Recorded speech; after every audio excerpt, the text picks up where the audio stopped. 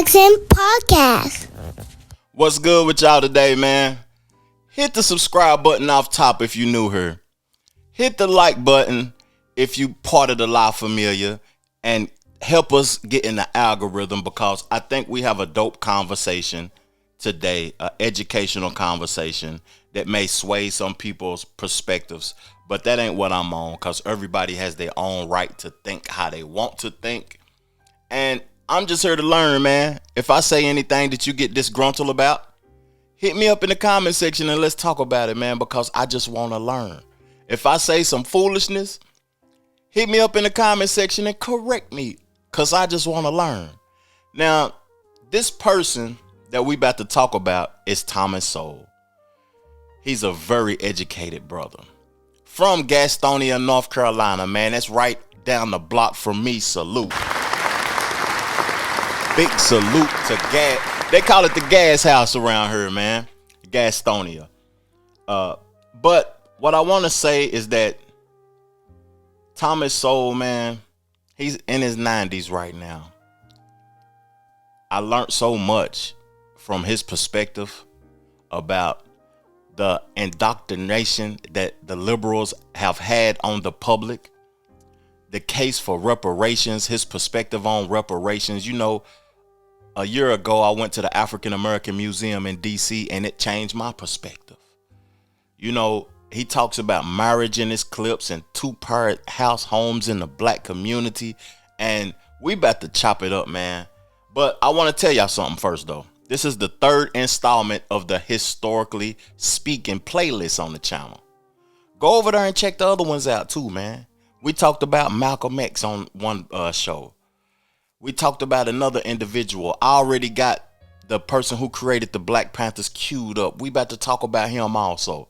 Go over there and check those perspectives out and those shows out, because I'm about to tap into this Historically Speaking stuff, because I like learning from older individuals. A lot of older individuals have experiences and a lot of things to say.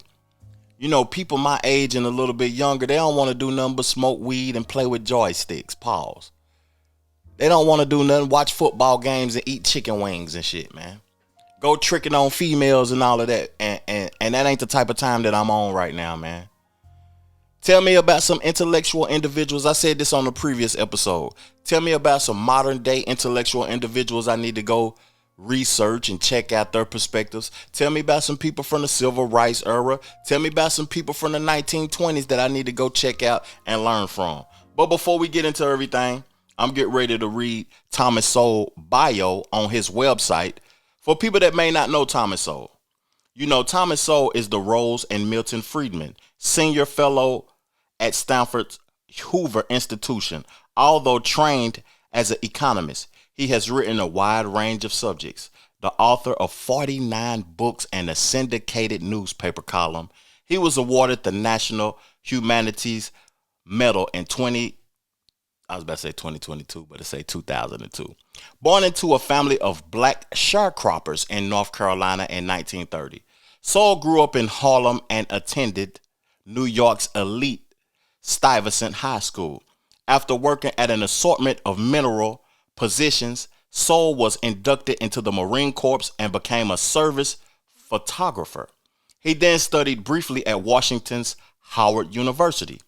From there, he transferred to Harvard, eventually graduating magna cum laude at the age of 28. Sowell was the first member of his household to proceed past the 6th grade. Sowell received a master's degree at Columbia and later a doctorate in economics from the University of Chicago in 1968. Sowell was a Marxist for much of his youth and wrote his college thesis on Marx Das Kapital. He has attributed the beginning of his shift toward classical economics to an experience in the 1960s serving as a summer intern in the Federal Department of Commerce. During this time, Sowell saw how increases in the minimum wage were producing rising rates of unemployment in Puerto Rico and driving the eventual move of the sugar industry away from the island. Okay. One special characteristic of Sowell's work, displayed even when he is writing for almost exclusively scholar audiences, has been his plain language and readable style. He is also known for his dislike of self-promotion. Before joining the Hoover Institution, Sowell taught at Cornell University, Rutgers University, Amherst College, Brandeis University, and the University of California, Los Angeles. Sowell is an advocate of classical liberal economics, a student of the problems that arise from the sustained growth of government, a critic of affirmative action, an expert on the history of complex social patterns of different racial, religious, and ethnic groups, and a student of the attitudes that motivate intellectuals' political beliefs. I bet y'all say that nigga tripping how he read. Let's get into the first topic of discussion: liberal indoctrination. Pondering all this, I noticed something, a column that you wrote, this is a couple of years ago, in which you rebutted Nicholas Kristof of the New York Times. And Kristof had ascribed the gaps between African Americans and whites in America, gaps in wealth, gaps in educational achievement, the usual gaps, to, and this is a quotation from Kristof, to the lingering effects of slavery, close quote. Oh, yes. And here's Tom Sowell, quote, "If we wanted to be serious about evidence, we might compare where blacks stood 100 years after the end of slavery with where they stood after 30 years of the liberal welfare state. In other words, we could compare hard evidence on the legacy of slavery with hard evidence on the legacy of liberals," close quote. And so there it is. Life is hard. You use the word hard. You use the word serious. You use evidence. Tom Sowell is a man of the constrained vision through and through and through, correct? Yes. No. Yes, part of a vanishing breed, I might add. So when you were a Marxist, the notion, explain that, because the Marxism. Well, but no, you see, Yeah, so that's complicated. even when I was a Marxist, I had the same intellectual standards. Right. And that's what eventually led me away from it. Oh, I see. In other words, I hadn't done all the research. I hadn't gone around the world Looking for evidence. Yes. Okay. So, And socialism is a great idea. That does not mean it's a great reality. One of the things that disturbs me tremendously is about this enthusiasm for Bernie Sanders and socialism at a time when people are literally starving in Venezuela, an oil-rich country. And they're breaking into grocery stores to try to get food, and they're fleeing to neighboring countries, most of which are not all that prosperous themselves, but at least you don't starve to death in them. And none of that makes a bit of difference. Mm-hmm. I don't think most of these people who are out there cheering for Bernie Sanders have given a thought to Venezuela. to the evidence. I got two thought processes and what he was discussing right there. And what's crazy, I listened to a lot of these historical black men speak, and a lot of them are for socialism. Socialism, capitalism, and communism, being a communist and all of that, is interesting because if you look at America, we have things that people are disgruntled about, things that people don't agree with. But those people that live in those communist countries, those socialist countries, are trying to get over here, crossing that border at an all-time high so they can contribute to this capitalist system. That's the evidence that capitalism is what it is. Now, that first piece that he spoke about, if you look at black people 100 years after slavery, the first thing came to my mind was Black Wall Street, was Wilmington. Wilmington, North Carolina was once a city that was ran completely by black people. They got museums, they got all type of stuff commemorating the black history in Wilmington. St. Petersburg, Florida was once a black community, you know, where they did everything for themselves. They had pharmacies, they had farms, they had banks, they had their own way of finances, they had their own structure, their own barbershops, their own car washes, car lots, all of this type of stuff.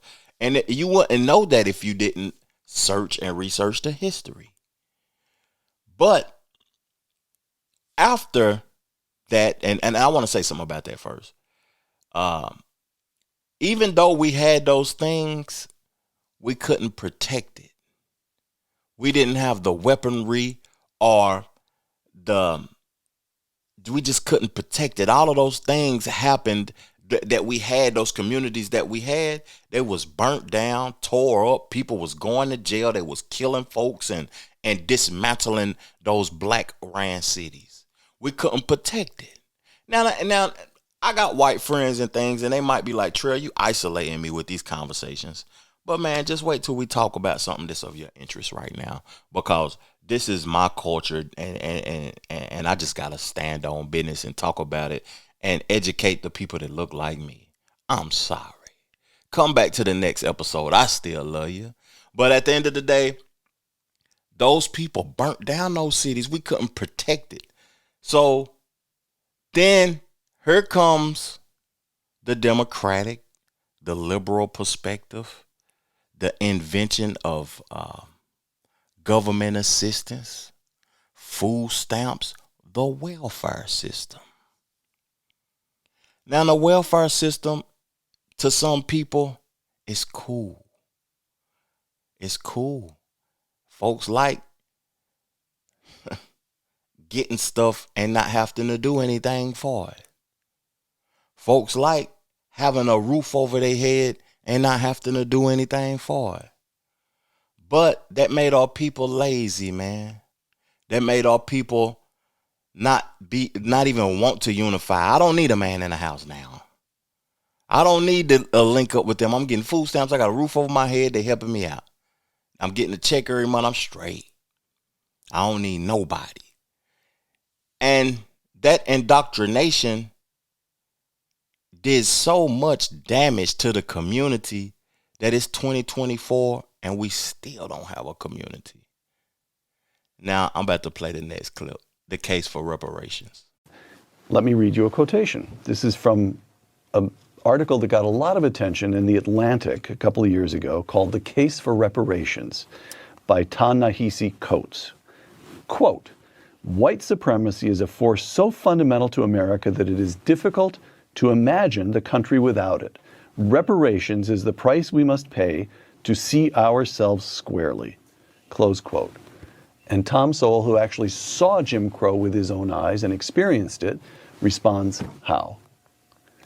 It would be nice to know his evidence for what he said, just to be old-fashioned about it. No, it was a rotten system. But I don't know how we get from that to reparations. I mean, what we see in the United States in terms of the bad things, you see all around the world. If you were to give reparations to everyone whose ancestors had been slaves, I suspect that you would have to give reparations to more than half the entire population of the globe. Slavery was not confined to one set of races. I suspect that most of the people who were either slaves or slave owners around the world were neither white nor black.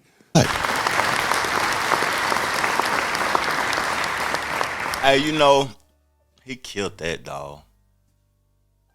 He killed that. Because upon my research and me learning, I told you at the top of this episode, and I suggest everybody go do it. Go to the African American Museum in Washington, D.C., and it'll change your perspective. Who made us feel like we were the only slaves? And why are we still like the only people talking about that were hindered from the past and the slavery past and all of that. They didn't set me up. The white folks got a 400-year head start. They got the complaints is crazy. Even though if the United States gave out reparations, I would take them with the quickness. Take it with the quickness, and I will be thankful for it. Salute. Guess what I'll be like? Salute to the USA for the reparations. Thank you. But guess what? I ain't complaining. I ain't complaining because I'm taking advantage of my opportunities. I don't want no assistance. I don't even care about your money. Just make sure that I got an opportunity to be able to get up, get out, get something like Outcast, so I can get up off my ass and go and get the bag my damn self. I don't need nobody help. Real talk. Now, what's crazy about that, what I want to really talk about is that in that museum, it showed where the slave ship traveled.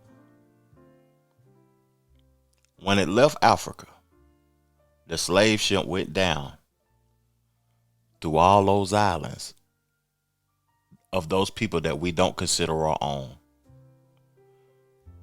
I was shocked when I went to Turks and Caicos and realized there was a black island where the people that looked like me was dropped off at Turks and Caicos. Now it's some sort of luxurious island with the turquoise blue waters, and it's a vacation spot where people come to spend millions on property. You can't even get no property for under $1 million in Turks and Caicos. And that is an island where the slaves was dropped off at. Jamaica, Haiti, St. Thomas, St. John, all of those islands is where majority of the slaves went to. The least amount of the slaves made it to the United States because people was dying on the way. If you made it here and you was able to give birth and live this dream, this whatever they call it, American dream, your people made it. People died, suffered, died of dehydration, being on the boat. People got dropped off in other islands, man, the West Indies, all of that down there, man. But your people made it. I would take the reparations, but I can't complain. My grandparents and my great-grandparents, they made it. They made it for me to be able to take advantage of the opportunity. And guess what I'm going to do? Take advantage of the opportunity. Real talk. Now let's get into this relationship with each other conversation. The two-parent household conversation. The effects of marriage conversation that Thomas Sowell had. And I'm going to give y'all my perspective, but I want y'all to hear what he had to say about a two-parent household. Children were being raised in two-parent families in 1960. 30 years after the liberal welfare state, the great majority of black children were being raised by single parents. Yes. How does that, by the way, we should note that Patrick Moynihan publishes the Moynihan Report in 1965. Yes. And he's alarmed because the illegitimacy rate among black families is 25% then. Now, among whites, it's over a third. Yes. Hispanics, it's over half. And among African Americans, it's over 70%. What's going on there? Well, this is, again, this too, you find the same thing in Britain. You find it in France and Norway. You find it in the Western world. In fact, The dissolution of the family structure. Oh, yeah. There are any number of Western nations where 40% of the children are raised with only one parent. Right. At the extremes, compared to Asian countries, at the extremes, Iceland, it's 2 out of 3 children born are raised in a single-parent home. In South Korea, it's 1 out of 66. Wow. Wow. And so, what? That's the welfare state? What? Yes, it is. Oh, you're paying. You're creating a situation where if the first of all, you're creating a situation where if the man stays there, the government will not give the woman welfare, and if he leaves, it will. And so they're paying. When you pay people not to get married, more people don't get married. Right. The Trevor Jackson Podcast. Salute to him for doing the statistics of 66% of people in Korea are married. 1 out of 66, not 66%. I apologize, y'all. 1 out of 66 people are married. And he said a third of the black race is married and 2/3 of the white race. That's the statistics that he gave. Now, I'm married. I don't have no children. But my thought process behind that is I seen the struggles of my brothers and sisters growing up and my family members growing up, not married and having children. And I didn't want to go that route. I wanted to make a different decision to be able to provide, to be able to have a 2-parent household for the child to be able to have 2 incomes. I'm 44 now, and I doubt that I will have children, even though I would love to. And I may adopt, but it's just interesting to see that someone's speaking about that and people aren't listening over lust and stuff, and it's just a simple decision. It's a simple decision, man. You know, women have blamed children on me that I never even had sex with before. And it's just crazy that folks we talked about this before he said that though, but folks and females get to a point, even if it's not government assistance, you get a financially stable female and they think that money can replace a man. They think welfare and benefits can replace a man's existence. I was just talking to my mom about this, man. We need black women to get on board. Real talk. I ain't bashing y'all. I love y'all to death. But we need y'all to get on board. The hot damn welfare system is replacing the man. You get on and start a company and become a millionaire. You think that the money can replace a man? A man hurt you, you go be in a relationship with another woman. Now you don't want to procreate.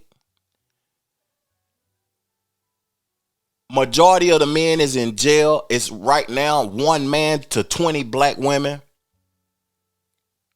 I'm looking around at the world. I don't even see none of us.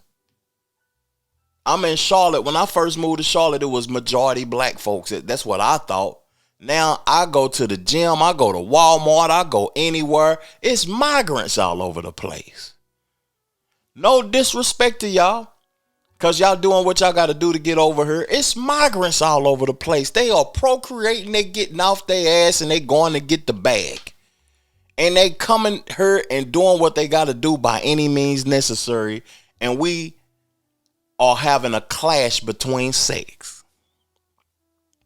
Kamala Harris lost the presidency because don't nobody give a damn about women rights and sex and shit right now. People trying to get their life together, set their family up for the future and get their finances right, man. People ain't concerned about that dumb shit that she was on. We need y'all to get together and get in line, man, and team up with the men. Real talk. Let's get into the next conversation, being black and married. The poverty rate among black married couples has been less than 10% every year since 1994. As far back as 1969, young black males whose homes included newspapers, magazines, and library cards had similar incomes to those of their white counterparts. Academic outcomes show a pattern of disparities similar to the pattern of disparities in the amount of time devoted to schoolwork. Apparently, lifestyle choices have consequences. Yes. Close quote. So this is the constrained vision once again. Welfare state, that's government. We don't rely on that. Affirmative action, government. We don't rely on that. We rely on hard work. We rely on the institution of marriage. That's correct? Yes, in other words, these things, I don't think it's the marriage as such or the library cards as such It's that there are lifestyle choices that have been made. And the comparison I made was between, if you look at the poverty rate among blacks, it was 22%, and among whites it was 11%. But among black married couples, it was 7.5%. Right. So it's not, so they not only do better than blacks as a whole, they do better than whites as a whole. And so it's lifestyle choices. Similarly with the results in some of these more successful charter schools, that you have these kids not only meeting but exceeding the national standards in places like Harlem and Bedford-Stuyvesant in the South Bronx. And these are not kids who are skimming the cream. They're kids chosen by lottery. They don't even test them for ability. They don't even look at their academic records. They take them into the schools, and they have hard work, and they make it clear at the outset, and they don't tolerate a lot of nonsensical behavior. And these kids are doing incredibly. You know, as he was talking, I was wanting to salute my uncle, man, for coming to get me while I was young, putting me to work at 9 years old. I want to salute my grandma for giving me, just making me a humble person, and seeing her go to work and making me have daily chores to read, throw out the trash, learn, play puzzles. And it's just interesting that the people that you want to help the most, the people that you want to succeed the most, that you want them to see you succeed the most. I'm guilty for it at one point in my life, but I would never do it again. You making lifestyle choices that's affecting your mama, that's affecting your kids, that's affecting your girlfriend, that's affecting your cousin, your uncles, your aunties, that is not in their best interest.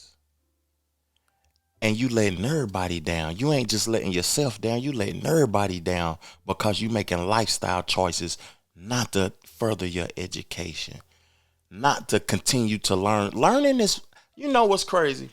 It's a few things that is forever that you learned in elementary school. It's not temporary. That shit forever. When you learn about health and shit in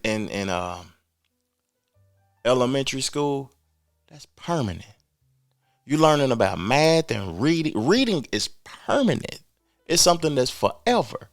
Like those minimal things that you learn is permanent. A lot of people be so, I'm glad I got out of school. That's over with. Now I can do what I really want to do. Those things that they was teaching you was permanent. And when he was talking about lifestyle choices, man, and marriage, see, do I want to be a player or a pimp? Do I want to have multiple women and have a whole bunch of babies and be on child support? Like, golly, why can't people just get it, man? Like how easy it really is, man. Like the structure that was set up is actually easy to do. It ain't that difficult. Even if you're dealing with struggling things and you got a lot of stuff going on, man. I was at a point in my life where I was poor as shit, man. Living off of $40 worth of food stamps a month, man. But you got to make those lifestyle changes, man. Salute to Thomas Sowell, man. That boy kicking game on her got me passionate than probably I ever been on an episode. But the last topic of discussion that we're going to talk about is affirmative action. You know, affirmative action was removed in 2023. Summer 2023, I remember that they took it out in law. They took it out. It's over with. Ain't no such thing as affirmative action no more. And people like Trev, damn, you messing up opportunity for the young black folks so they can be able to go to college and all of this. You messing it up. Diversity, equity, and inclusion. We about that. We want that. We want to be included. We want things to be diverse. Man, it's Let me play the clip and shut the hell up. In the Harvard class of 2019, these are the kids who will be graduating next June, the average SAT score for black students was 2149. By the way, these are all good scores, but for black students, 2149, white students, 2218, Asian students, 2300. Well, now that must be reasonable because it's taking place at Harvard, the seat of reason. Well, that wasn't quite how I described it when I was there. Affirmative action. Is that we ought not to be doing this? You know, there are various laws and policies that benefit one group at the expense of another. But I think affirmative action has the distinction of being one that it harms everybody, though in different ways. And so there's a lot of evidence that there are black kids who have all the qualifications to be successes in college, who nevertheless are failures because they are systematically mismatched with institutions whose standards they don't meet, even though they may meet the standards of 80 or 90% of the colleges in America. I remember first aware of this when I was teaching at Cornell, and I found that half the black students at Cornell were on some kind of academic probation. And so I went over to the administration building and looked up the SATs of these students. The average black student at Cornell at that time scored at the 75th percentile. Which is pretty darn good. Yes. And so that means that in most colleges in this country, they would have no trouble, and many of them would be on the dean's list. But at Cornell, the average liberal arts student at that time was in the 99th percentile. And when you're teaching the students like that, you teach at a pace that most people of any race cannot keep up with. And it was always complained that I was assigning all kinds of reading, but heck, I'm teaching kids who are in the top 1%. They can keep up with the reading that I'm assigning. So Cornell was taking very talented black kids and spending 4 years teaching them to feel inadequate. Yes, and succeeding at that. A couple quotations. These are both from the. Thank y'all for tuning in, man, to the podcast. Help me out in the comment section, man. Let's further the discussion.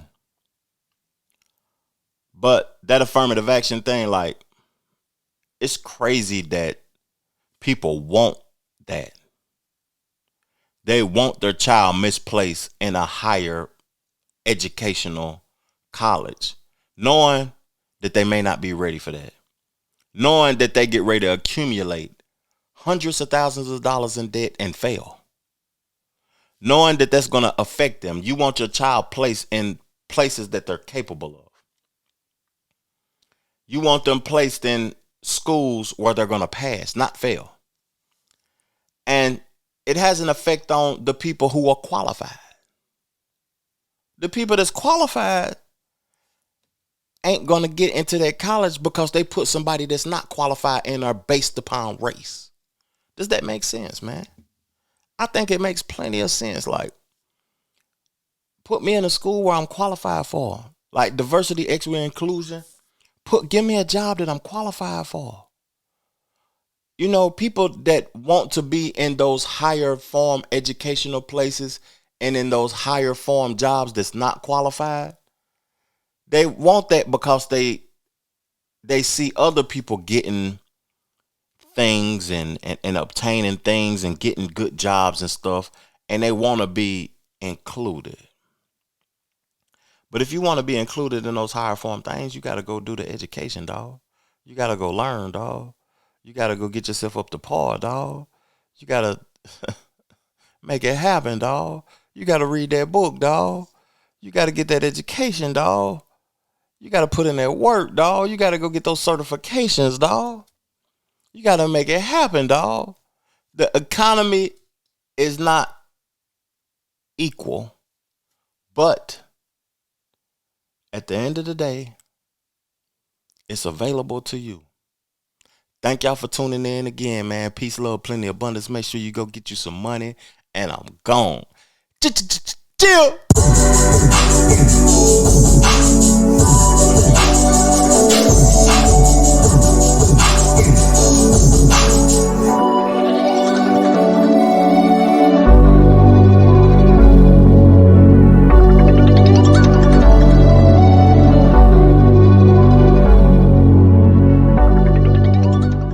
the Trevor Jackson Podcast.